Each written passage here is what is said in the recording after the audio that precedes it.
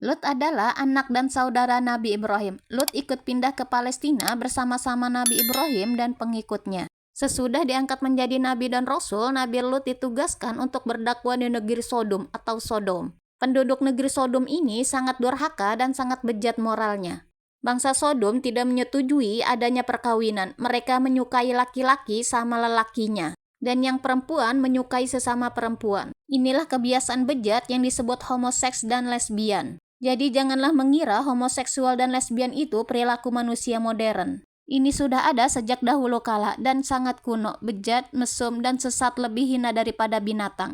Karena binatang saja hanya mau menggauli lawan jenisnya. Di samping itu mereka suka merampok dan menyamun, mencegat orang di jalan untuk diambil hartanya dan menculik para pemuda untuk diperkosa. Nabi Lut memberikan nasihat yang baik tetapi mereka tidak mau menerimanya, malah mengejek dan memaki-maki. Jika mereka diingatkan akan adanya hari pembalasan dari azab Allah yang sangat pedih, mereka malah menantang Nabi Lut dan berkata, "Hai Lut, datangkanlah siksaan Allah itu, hai Lut, sekiranya kau orang yang benar." Pada suatu hari ada 3 tamu lelaki datang ke rumah Nabi Lut. 3 lelaki itu wajahnya tampan dan kulitnya lembut. Adalah kebiasaan kaum Sodom untuk merampas dan merebut lelaki tampan dan perkasa untuk diperkosa. Nabi Lut pun khawatir jika ketiga tamunya akan mengalami nasib tragis seperti itu. Tidak berapa lama kemudian datanglah berbondong-bondong penduduk Sodom ke rumah Nabi Lut.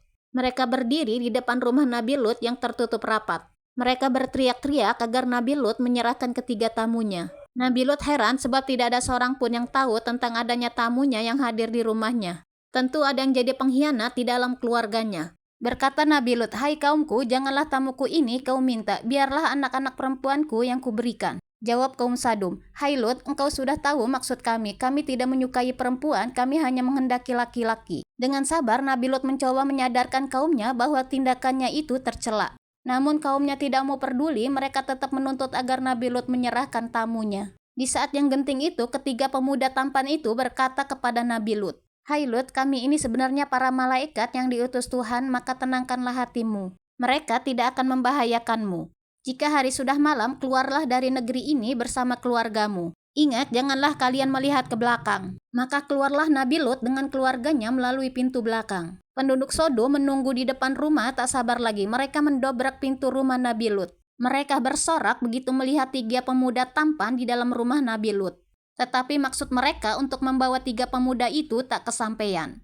Tiba-tiba sepasang mata mereka tidak dapat melihat lagi. Mereka diazab hingga menjadi buta. Dan pagi-pagi sekali datanglah azab Allah itu. Negeri Sodom ditimpa gempa bumi yang sangat dahsyat. Dan kaum durhaka itu dihujani batu yang sangat besar dan banyak sekali sehingga tidak ada seorang pun yang hidup.